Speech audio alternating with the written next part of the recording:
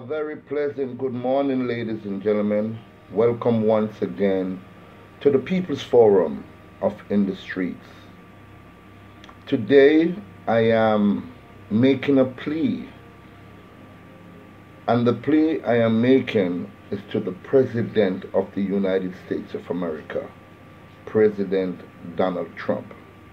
But before I address the President, I'm sending my condolences to the family of Stacy Stites, the 19-year-old girl that was brutally murdered in Bastrop, Texas. She was only 19 years old, and the year was 1996. Mr. President, I am not a celebrity, sir. I am not a thrill seeker as well. I am a Jamaican citizen, and my full name is Claude Sinclair.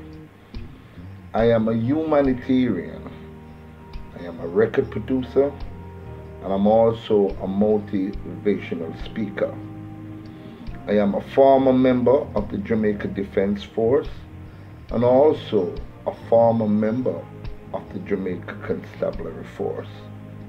The reason, Mr. President, I am reaching out to you, sir, is the fact that an innocent man is about to be executed come the 20th of November 2019.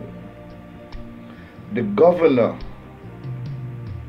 I am reaching out to you as well, but I prefer to go to the ICE office of the United States of America, and that office is the presidency. He has the power to stop this. Before I go further in begging the president what I really want to beg of him, let's go back to the case and let the viewers get a working understanding for those who don't know what is happening at this time. Let's go to the facts. Texas plans to execute Rodney Reed despite new evidence. Celebrities, including Kim Kardashian West, have taken up the cause of the Texas death row inmate. The case of a man who is said to be put to death in Texas later this month has drawn high-profile attention from celebrities after several people came forward with new testimony throwing his conviction into doubt.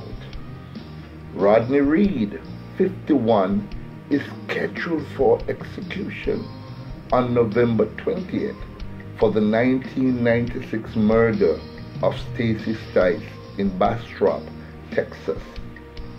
In recent weeks, celebrities including Rihanna, Kim Kardashian West, and Meek Mill have called on Governor Greg Abbott to intervene.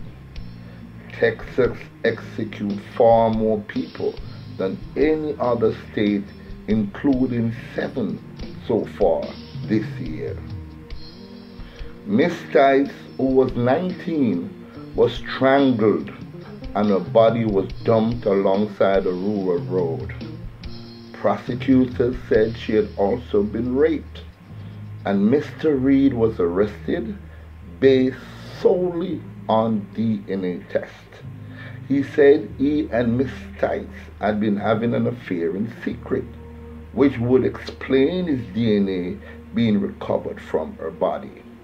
His lawyers says witnesses have since corroborated the existence of the affair.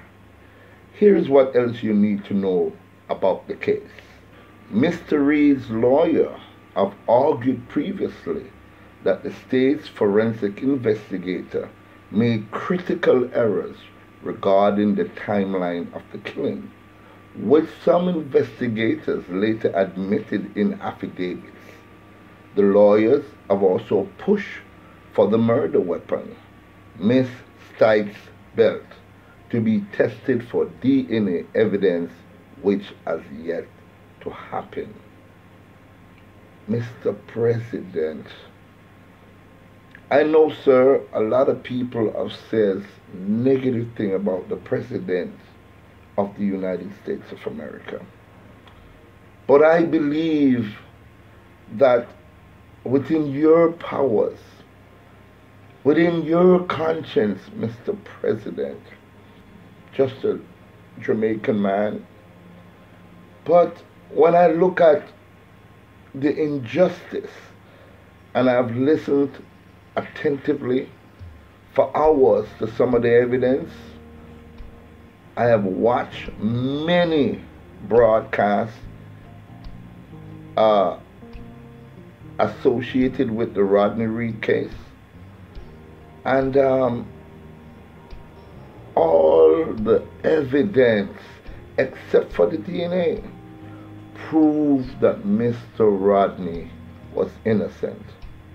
Now, Mr. President, when I first saw the case and I heard about the DNA evidence, because I believe highly, sir, on forensics, I said automatically, hang him, execute him. Then when I heard that he said there was a conscientious relationship which was done in secrecy with this woman, I'm saying further at him, he's using that alibi to get out of the fact that his DNA was found positive in this woman's vagina. Hang him. But when I did my research, Mr. President, and I found out that some of the greatest forensic experts the world has ever known, including Dr. Barton, who have investigated and done over 20,000 autopsies. He has done cases in the John F. Kennedy and the Martin Luther King case. He is a world-known medical examiner. And not just him, but others has corroborated his story. That his story, that his finding is scientifically true and cannot be disputed by any other results. So with these findings, Mr. President, a man has only 12 days to live. 12 days, which means in 12 days time, if you do not use your executive power, President Trump, another innocent man will be executed. Now, I read an article and I want to share it with you, Mr. President, and with the rest of the world. Listen to this article. This article came out of the Cato Institute. Blackstone's ratio. Is it more important to protect innocence or punish guilt? When crimes occur, society often cannot know for certain if a suspect is guilty or innocent. Consequently, societies must grapple with what type of mistakes they will tolerate more. Sometimes punishing or scrutinizing innocent people, or sometimes allowing guilty people to go free. The American system, grounded in the British common law, has long erred on the side of protecting innocent. Thus, we presume an accused person's innocent until they are proven guilty. As the preeminent English jurist William Blackstone wrote, it is better that 10 guilty persons escape than that one innocent person suffer. These principles can also be found in religious texts and in the writings of the American founders. Benjamin Franklin went further, arguing it is better 100 guilty persons escape than one innocent person should suffer. Mr. President, coming to you from Kingston, Jamaica. And I'm doing this on this platform because I know once you mention the President of the United States of America, and you call the President name in any publication whatsoever, the FBI and the CIA or which other investigating agency will make sure this is investigated and reach the ears of the President. So I am open to scrutiny, and I'm begging that the CIA or whichever investigating agency they're in will look into this video and please put this at the hands of the President of the United States of America. Martin Luther King says, injustice anywhere is a threat to justice everywhere. And it touches the core of my heart. I want to offer my sincere condolences to the families of Miss Tice. She was only 19 years old. She had not lived any life yet still her life was snuffed out and she was dumped like garbage in a field. The person who is responsible for this hideous crime should be brought to justice and the full brunt of the law placed upon him.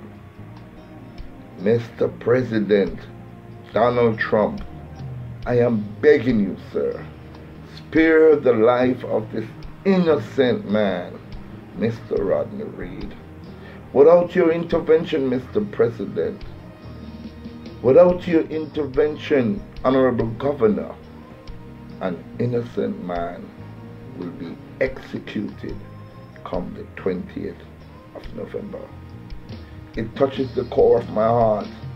I think of the great Steve Bantu Biko, whose shirt that I wore. And to be honest with you, ladies and gentlemen, I've been having this shirt for a long time, and I never wore this shirt before. Today is the first day I'm wearing the shirt bearing the image of Steve Bantu Biko. So with the powers of our ancestors, with the powers of those who have been murdered innocently, that has gone before and looking down on us, please, Mr. President Donald Trump, spare the life of Mr. Rodney Reed. Thank you very much, sir. I salute you, Mr. President. Thank you for even looking at this video, because I know you have big plans in running the country of the United States of America. But I'm asking you again, please listen to my plea. Please spare the life of Rodney Reed. All the evidence points to someone else. We have numerous amount of witnesses, totaling about 20, that can prove that there was a relationship between Rodney Reed and this young lady who lost her lives. Please weigh the evidence, Mr. President. Put a stay on this and let all the evidence be brought again in front of the court system of the United States of America. And I guarantee you, sir, Mr. Rodney Reed will be found not guilty. Thank you so much, Mr. President, and please have a great day. Thank you.